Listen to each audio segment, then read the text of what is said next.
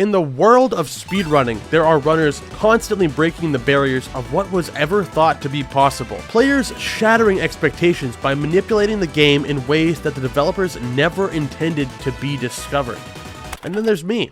Hello. Most people getting into speedrunning would choose from the most popular games out there. Games that have been popped open and have techniques and secrets oozing out. And then there's me. Hey. I chose Flash games to be my gateway drug to the world of going fast, and I was determined to prove myself to the masses and truly make my name known worldwide. Ever hear about number 7 on the Mario Combat leaderboards? There's only 90 total runners. Raft Wars begins with our hero Simon, a baby left alone on the beach that discovers solid gold and friggin' diamonds. The story about 3-year-old Simon ends up in the newspaper and reaches the ears of many who wish to steal the treasure. It's time to team up with our brother in a Superman onesie and fight for what is ours. The run begins with our first opponents, pirates. To play Raft Wars, all you've got to do is line your water gun up with where the enemies are and take the shot. Hitting them directly deals damage, and knocking them into the water is an insta-kill. The pirates were easily dispatched with after they took 2 of the worst shots I have ever seen in my life. Throughout the game, the brothers, especially Simon, will spit out random trash talk and even taunt the enemies in the middle of the fight. But you'll see more of that later. I quickly opt to upgrade our raft using the money we earned, which gives us more space just in case we're hit, and also a dog I will be naming Gooba. Our next opponents are some stoic Vikings. I start with a meaty shot to the one second to the front, and they retaliate with a garbage axe throw. As Simon combs his hair, I dome the boated Viking in the front straight into the drink, and another axe miss from them. Another direct hit from us causes another Viking to go down, leaving the one atop the rock to be the final one left. I ready my aim to take him out and narrowly miss his head. I take another shot and barely miss again. Afterwards began a story not unlike middle school, as I shot my shot 5 more times and was rejected. Every single time. Until shot number 7, there it is. Next, we're taking on the Mad Boys. I spent 2 full minutes trying to take down those Vikings, so I've really got to pick up the pace here. I knock the jet-skied thug into the water, and in retaliation, they fire back using the extra bounce of a passing shark to take out Gooba. You could have taken out either one of me or Simon, but you chose to target our most loyal member, you absolute fools. Calculating the shot and using the hop of the hippo's nose, I dome that bearded granny right in the noggin. You're next, you motherfucker. Frontman fires off a shot, with Simon coming close to the edge and just narrowly avoiding the drop. It all comes down to this next one, as I send it flying over and send him down to the depths of the ocean. Another victory under our belt just as we hit 4:20 on the clock, and it's time to upgrade our raft once more, now making it into way more of an actual boat. I don't know where this kid came from, but I can only assume he carries on the will and spirit of Gooba, so he will be given the title of James Gooba. Now at level 4, we're fighting the Clint Stevens extended family. A couple direct shots from us and a lot of misses from them is all it takes to pull an easy lead during this fight. They managed to land a solid shot on James, and hey, whoa, aren't you like 3? Simon distracted me and I missed the next shot, causing a ball to land right in my face and hit all 3 of us. I decided to take out the front kid first before trying to aim for the baby in the floaty, but the ball ends up bouncing right back and knocks him into the water, ending both of their lives and winning us the round. Another upgrade makes our boat more boaty and puts King Simon reserved in the back, as of course he is our strongest unit. Next up are the Japanese warriors. My first shot is so unbelievably strong and knocks them into each other, dealing heavy damage to one and taking out the other. A few back and forth shots later and they actually managed to take out James and just about take out Simon. I was going to have to wrap this up quick. Another shot from me takes out the man in the front and sends him spiking into the man in the back, who manages to just barely cling on to a pixel of life, after which he sends an admittedly beautiful shot over, taking out Simon. That's fine, just one more shot from me and I should have this in the bag. This guy is invincible. He manages to get a shot on me, but I use the intel of where my previous shot fired, and I'm able to take him out no problem. Here we see the return of the pirates, now in their sad wrecked ship. I ponder how to go about this before choosing to use a rocket. I forgot to mention I bought a rocket in between stages, which ends up taking out one of them immediately. Simon combs his hair once more as a single shot from me ends up taking out not just one, but both of them. What absolute chokers. Next we encounter some scary savages, but after that whole pirates display, I don't really expect too much from... Well, I just took an explosive arrow to the skull and Simon is hungry, so clearly our morale isn't that great. We managed to take out one of them, only for them to take out one of us. Then we take out one of them, afterwards they take out one of us. All that's left is a weakened Simon, but I have faith that we can... Damn it, well that was my first death of the run. I'm guessing world record has probably at least 3 or 4 of these, so it should be nothing to sweat. Our second attempt against the savages is just as intense. After a back and forth of hit after hit from both sides, the final savage misses an arrow that absolutely would have taken both of us out, and I'm able to clutch up and take yet another victory. Moving on, we're up against the Vikings once more. I think about the first action I should do before once again choosing to use a rocket. Sorry, I forgot to mention I bought another. And it ends up taking out 2 Vikings in one blast. Another hard-fought battle comes my way as the 2 remaining Vikings put up more than enough fight to stop me in my tracks and end up taking out me and my team. Well, I choked that and I'm mad now, so I buy 2 rockets to compensate for my feeble ego. So here we go. How? It's a rocket! Fortunately though, the second rocket goes even worse. It just completely missed. Simon gets nailed in the head for taunting, James glitches out and just clips through into the water for some reason, so now it's all up to me. And you know where this is gonna go. I lost. Finally though, on the third attempt, and with even more rockets, we're able to squeak out a victory against these stupid Vikings. Once again, we're up against the thugs, and don't think I've forgotten what they did to Gooba. Starting off, the front thug fires some kind of... Is that a turtle with dynamite? I am able to get revenge for Simon, but not before catching a turtle bomb to the face myself. Though I didn't fly off the boat, fortunately, and okay, I guess it one-shots. This attempt is dead. The second attempt goes quite well. For them, they one-shot all 3 of us. Third time's the charm is what I always say. Finally, on my 7th attempt, I was able to take down the thugs that stood in my way, and it only took me 5 minutes. For level 10, we're seeing the return of our neighbors, who this time have captured and tied up our own parents. Oh, and thank goodness they have the same weapons the thugs had.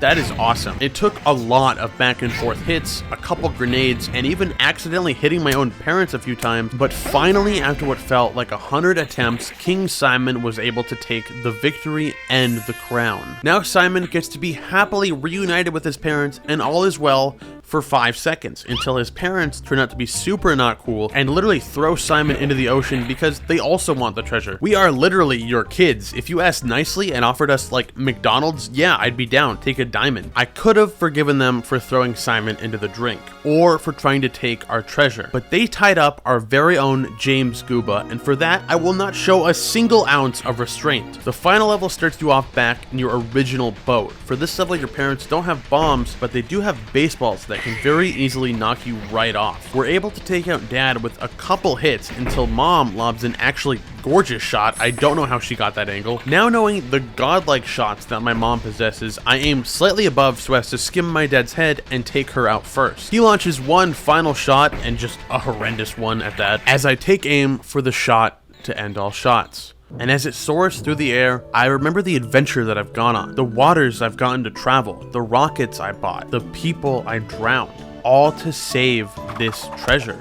Ending the run at 29 minutes and 1 second. That's gonna put me at a very commendable...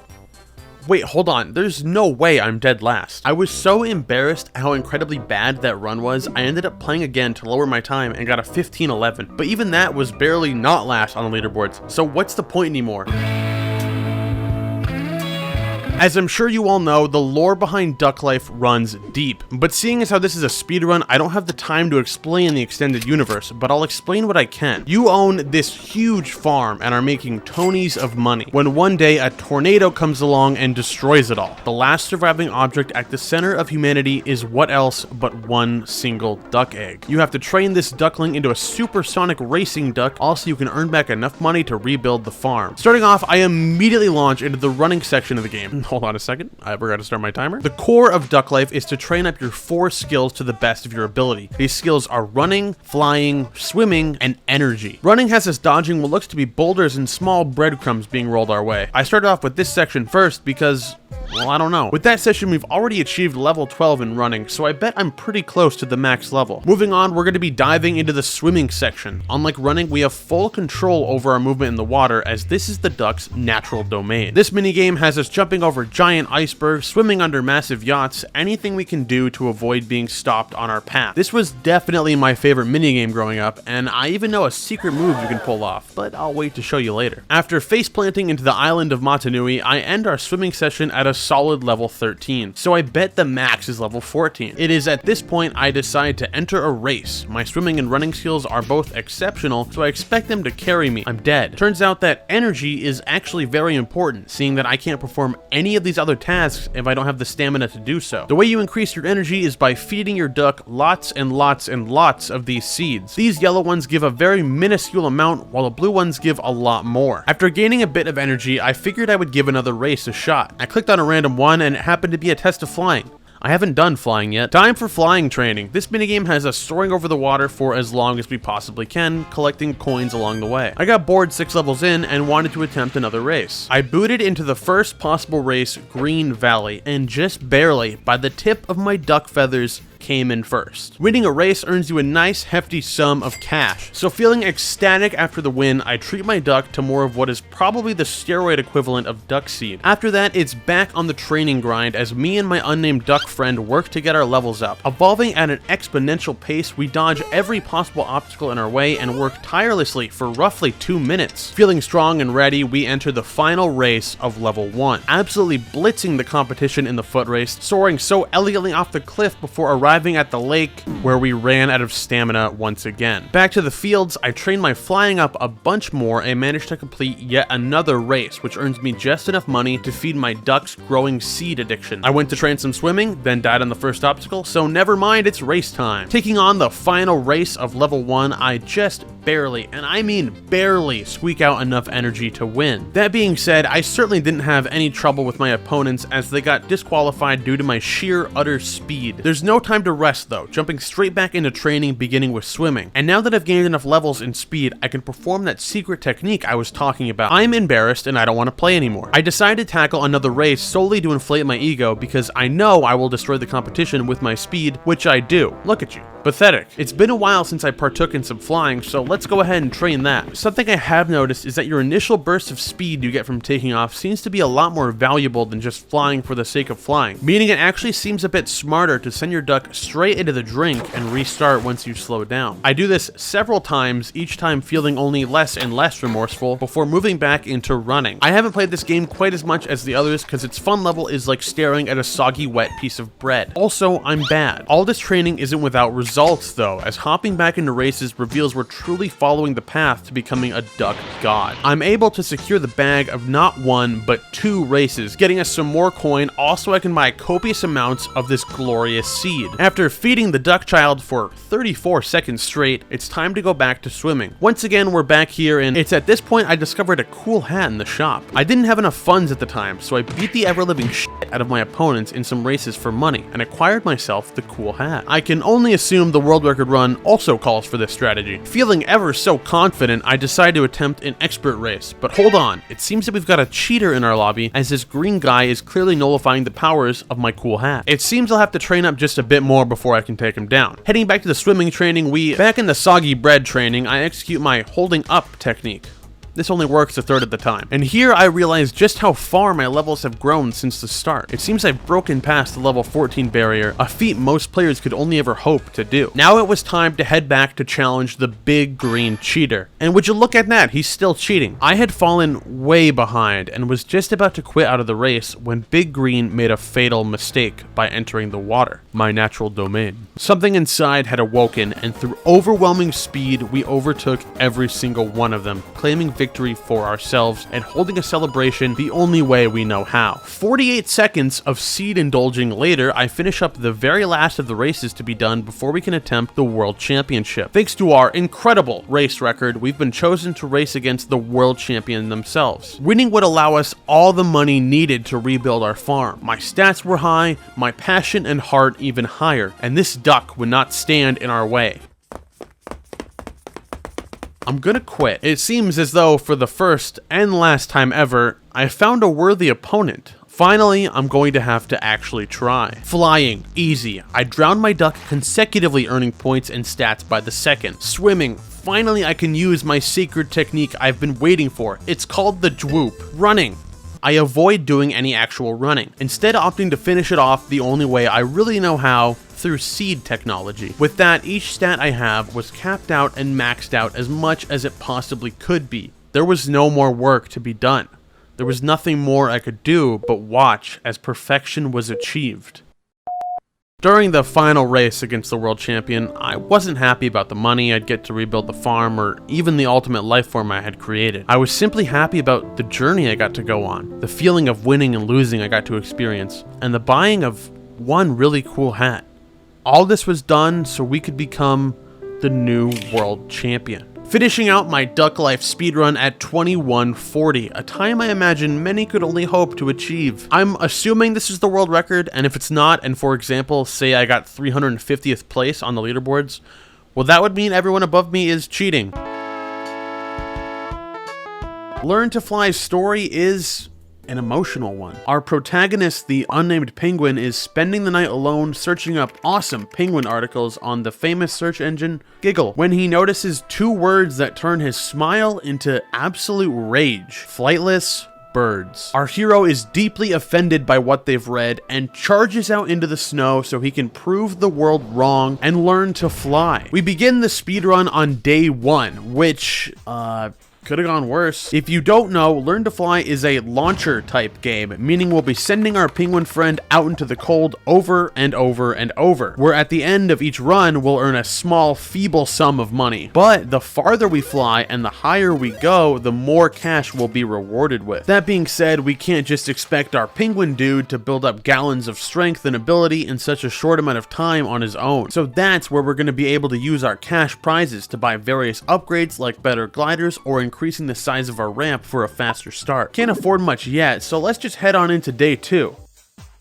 Yeah, I don't know what I expected. But the next day, I've got enough so I can put some coin into ramp height and acceleration, which lets us go, I think, a little further in the water. Not to worry though, because a few days later, we've worked hard enough and managed to score ourselves our first official glider. It may not be much, there is a hole right in the middle of it, but it's going to help us really get some actual flights started. I can practically feel the wind whizzing past. Either way, we made it far enough to score our first achievement. Each one of these stages has a few objectives for us to do, and completing them rewards us with even more money. These are going to be necessary if we want to make it anywhere in this cold penguin world. On day 7, I learned that trying to go straight up without much momentum isn't the best idea. But only a few purchases later, and suddenly we're really getting the hang of this whole flying thing. And what better way to help out our penguin friend than with a rocket strapped to him? Is it just me, or were Flash games from the 2000s more obsessed with rockets than I remember? With every achievement done on the 5-foot ramp, it was time to put on my big boy pants so we can move over to the 10-foot ramp and get to try out the new rocket. This thing looks strikingly like a pencil. The rocket requires fuel before it's actually of much use at all, and considering I didn't buy any, it got drained pretty quick. The achievements increase their amount given with each stage as well, so now we're earning $100 for them. I bought a huge increase to our rocket fuel. Alright, now we are going to be soaring. Day 12 is the first flying attempt that actually felt like I was playing the game. I didn't make it that far, but it's nice to see our 12 days of excruciatingly hard work is paying off. I've still got an achievement to get done in the 10-foot ramp section, but I'm itching to move on to bigger and better heights, so let's tackle the 20-foot ramp. On this run, I I fly straight up. Not because I haven't learned my lesson from before, but because there's an achievement for hitting 45 feet that pays out with 500 big ones. And even though I'm pretty sure the highest I got was maybe 38 feet, it still gave me the prize money, which means I've got just enough for a brand new sleek glider. I won't be needing you anymore. I head back a level just so I can snag that previous achievement and keep working towards the rest. I'm buying upgrades all over the place and racking in the buku penguin bucks. On day 18, I realized the best way to get the speed bonuses was to fly up as high as I can and plummet straight down. Sounds really stupid, right? Well, surprisingly, it worked. So because I cheated the system, we get to quickly move on to the 35-foot ramp where we'll be bringing in $2,000 per. Even though I just got this glider, I figure it's smartest to save up and get an even more high-tech, shinier one. With more flying, more plummeting, I can do exactly that. Now the final glider upgrade is already achieved. This thing looks insane. It even comes equipped with a high-tech watch that looks straight out of GoldenEye. But we are cruising fast now. You can't even see me when I slam down into the water.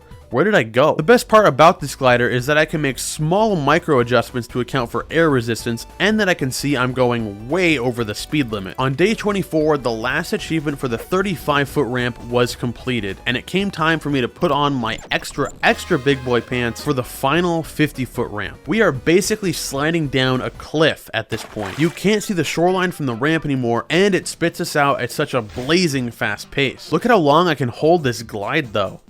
Jealous? With all this speed I've got stored up, I figured I'd take a trip to space, but then I decided I wanted to see what the core of the Earth looked like.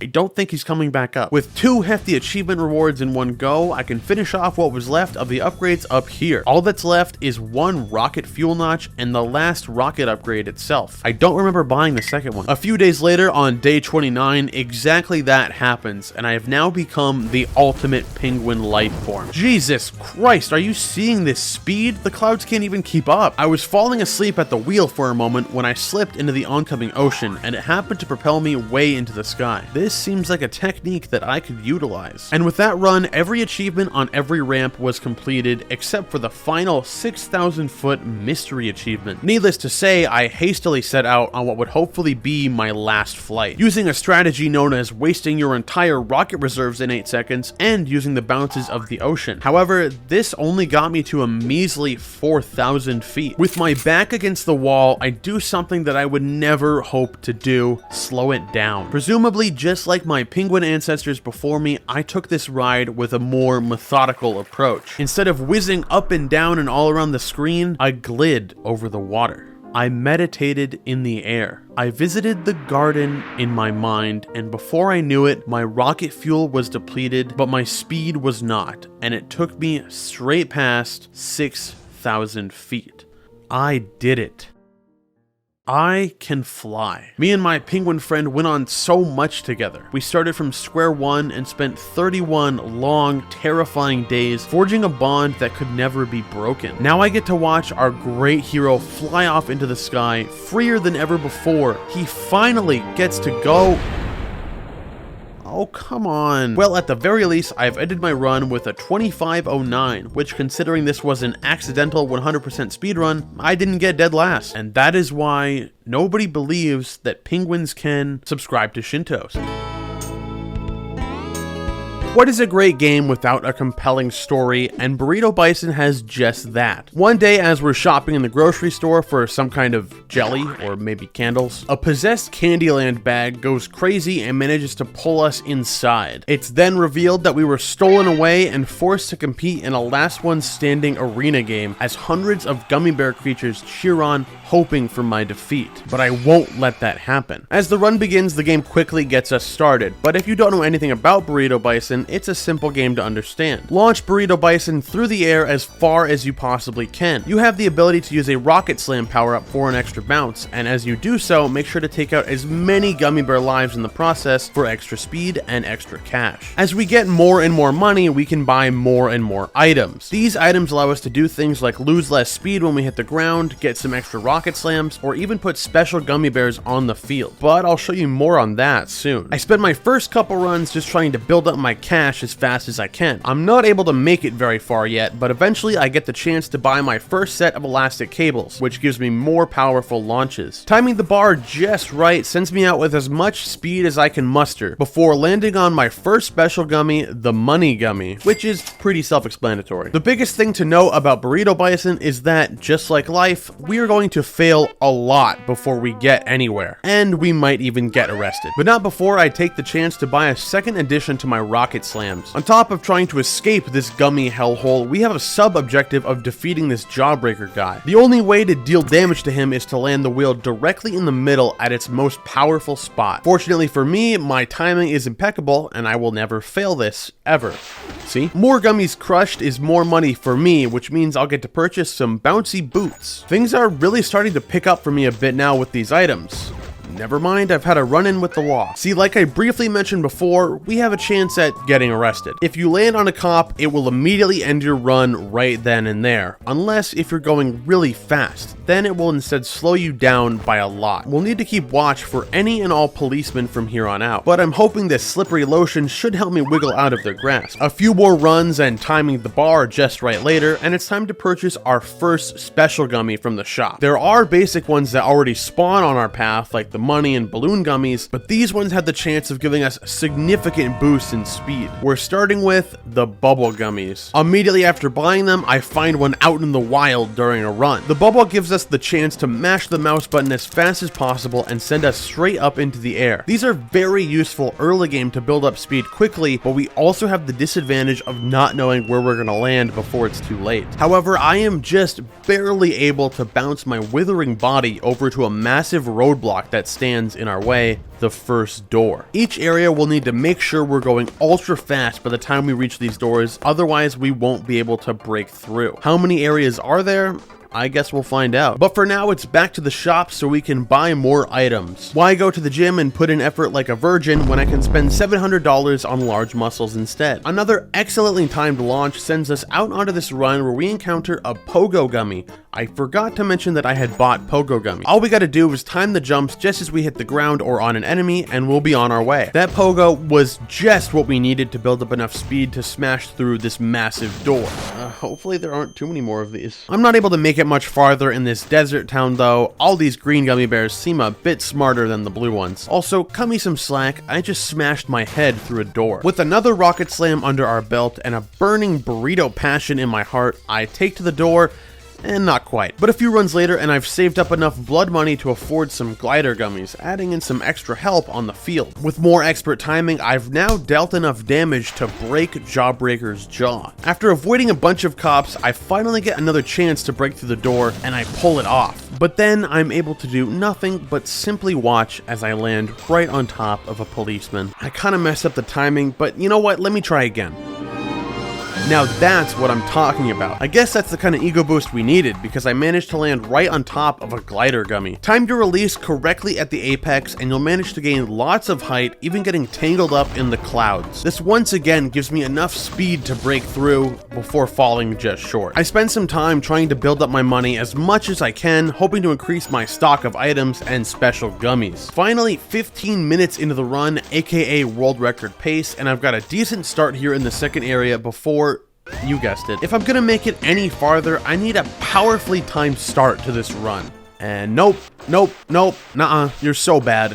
Oh, thank God. This is some speed. More flattened gummy lives later, and I've earned enough to buy some chili pepper gummies. These little guys give the ability to smash us into the ground at a rapid pace, both increasing our speed and taking out enemies as quickly as we can, even cops. Unless if it runs out before you land on one. This Jawbreaker guy has got to be seconds away from going down. I mean, I've nailed these, reaching the 20-minute mark, and I'm still having problems with the first door. At least I've got like $4,000. Money does solve all problems. Up until now, every run in the second area I've attempted has been stopped by the grubby hands of the law, but eventually something started to crack. That meaning the game actually started breaking. I don't know what's going on. But I finally did see some progress after spending thousands and thousands of dollars on upgrades and using both luck as well as skill to avoid touching the floor or hitting any dangerous cops. I fell just barely short of reaching the very end of Area 2. Still, that hard work paid off because it gave me so much money that I was able to afford a $10,000 rocket gummy. The very next run, what do you know it, I slammed directly onto a rocket gummy, gaining its ability. This rocket allows me to fly all the way to the top without any problems. And if I go past the cloud limit, it'll send me right back down with my speed increased and some of my slam gauges refilled. This guy was going to be integral to our mission, but even with his help, I needed just a bit more power. To prepare, I squashed many more gummies on my next few runs and purchased some even larger muscles. As this attempt starts, I land on a rocket and use it to propel myself up in the sky and a few strategically placed balloons to help me stay up there. As I burst through the first door, I find a chili pepper upgrade so as to keep my speed and earn some cash. I was already blazing through this attempt when I managed to snag a pogo gummy, and after even more helpful balloons, I smashed through that second door. I last as long as I can here, but crashing through a door causes you to lose a lot of speed, so yeah, you know what happened. And so began my training to build my Burrito Bison to be as beefy as they could possibly be. More items to be purchased, more jawbreakers to damage, and so many more gummies to flatten. It's only a few attempts later that I make it back to the third area. The first one was the arena, the second one was some kind of town, and the third one seems to be the Mother Nature of Candyland at work. Either way, we've made tons of progress on our burrito-y journey. That run alone net me $10,000, and nowadays it takes me less than 15 seconds to break down the first door. Arriving back at the third area with much more speed than before. If all goes well, this could be the end of it. With my seemingly endless amount of burrito bucks, I opt for some stronger elastic cables and another rocket slam, which helps me get the Outlaw achievement. I think this means I've crushed 100 different police gummies. I see why they keep arresting me. You'd think 42 minutes into the run, I'd have this timing down by now. You would definitely think that. If you couldn't tell, not only is the third area much longer than the previous two, but it also has way more cops around. But thank goodness I've got more slippery lotion. 48 minutes in, and I am on the run of my life. The chili pepper gummy feels like it was added as a way to let out some pent-up aggression. I started to get a really good attempt going, but it was looking dicey. I was getting slowed down by policemen and landing straight onto the floor, until I was just barely able to snag a rocket gummy right above me. This gave me a well-needed speed boost and a refuel on my slams. Afterwards, I soared through the skies, getting crazy lucky with glider gummies, balloons, and even a pepper. Unfortunately, I ended up landing on a gummy cop, which slowed me down severely just before reaching the third door. Still, I finally made a small crumb of progress. But if I was gonna beat this game soon, I had to kick it into gear. If I do this right, I can do it in under an hour. I began playing like never before, grinding out buckets and buckets of burrito cash to make my stats as high as they could be. I managed to hit just about every special gummy that I could, and apparently every policeman too, until it came time for my final attempt. The clock breathing down my neck with only a minute and a half to spare. If it was at all possible to get this done before I became a true 1 hour embarrassment, it was now. And so started the final run. Immediately off the jump, I just barely missed a rocket gummy, which felt like a horrible omen, but fortunately I was able to grab a glider shortly after. We broke through the first door with ease, rode out a rocket and another glider just to break down the second door. But it wasn't these two areas I was worried about. It's this one that was going to be close. My worries went down with yet another rocket waiting for me out of the gate. But then things started to get quiet. I was managing to stay afloat, but I kept narrowly missing special gummies left and right, and my speed was starting to slow down too. Cops were clawing at my toes, and my failure seemed almost inevitable. Until a rocket gummy made its final appearance, granting me the speed and power I needed to reach the last door and annihilate my way through. With thousands of fallen gummies under my belt, dozens of upgrades bought, and Lord knows how many run-ins with the law, we have finally made it out of Candyland, ending my run at 59:53. I don't know why this timer says an hour and 18 minutes, but it doesn't really matter because either way this time is terrible. I'm not even going to look it up on the leaderboards. Instead, I'm announcing a new category called Shyntos percent. And boy, that's neat, I've got the world record. Cooties is the most well-known Flash game alive, and so today I'll be attempting to speedrun the entire game on my first try. Today is Valentine's Day, and you are the most attractive boy in school. I hate when this happens. But girls have cooties. How are we supposed to make it out alive? This is where Cooties' story begins. Launching into the run, the flawlessness of Cooties is immediately apparent, as we assume the role of this striking alpha Chad. To make it through the day, we're gonna have to pick up whatever weapons we can find, physically assault cartoon women, dodge and deflect these floating hearts, and keep our cootiometer low. I realize a stick isn't gonna be the best item of defense, so I scramble around before I find a large pencil and get to work. Shortly after I demolish the first wave of cootie users, I discovered I could pick up and wield the trash can. With this in my hands, I will never die. I managed to last long enough for the bus to arrive, where unfortunately the girls have planned an ambush for me with cootie-covered Valentine's cards. I think I'm gonna be sick. There's not much on this bus in terms of weapons aside from this thing that resembles some dead guy's femur, aptly named Some Dead Guy's Femur. The man must have been a fallen brother, taken too soon during the cootie war. I won't let his sacrifice be in vain. Oh no, don't run. You will be dead soon. After a rough bus ride, we finally arrived and I was able to escape out the back. Now at school, I would make my daring rush to the classroom, hoping to get there before anyone else. But alas, my teacher isn't here yet. I'll just have to wait in the hall until they arrive. Wait. What was that noise? Of course, it was the sound of 17 hungry women all wearing the same outfit. I know it well. I use a plastic bat I found on the ground to the best of my abilities before once again coming across a trash can. I was gonna have to make my stand here until my teacher, Mrs. Mino bitch, arrived at the door. But I can't lose when the trash can is in my hands. I'm able to survive until my teacher reaches the door, only before ultimately realizing my teacher is a girl, meaning she just might have cooties, and I can't take that chance. I've got to take her out with everything I've got. It's recess time, and you know what that means. The girls have been set loose, and they seem to be shaping their lips in a strange fashion. At first, I thought this meant they must be speaking an eldritch tongue and are trying to summon a horrible calamity upon the earth, but then I realized they must be just trying to kiss me, so it's even worse than I thought. It seems before recess, these girls took the time to increase their magic cootie powers and also learn how to fly. All I got is a large pencil. My cootiometer was taking some serious damage, but at my final hour, he made his appearance. And so my rampage began once again, brutally taking out each cootie fiend in my path. Everybody knows I don't lose when I have the trash can, don't be stupid. After recess, I have apparently pissed off Cupid himself for not giving out any Valentine's cards, and he seeks a battle in the clouds to settle this.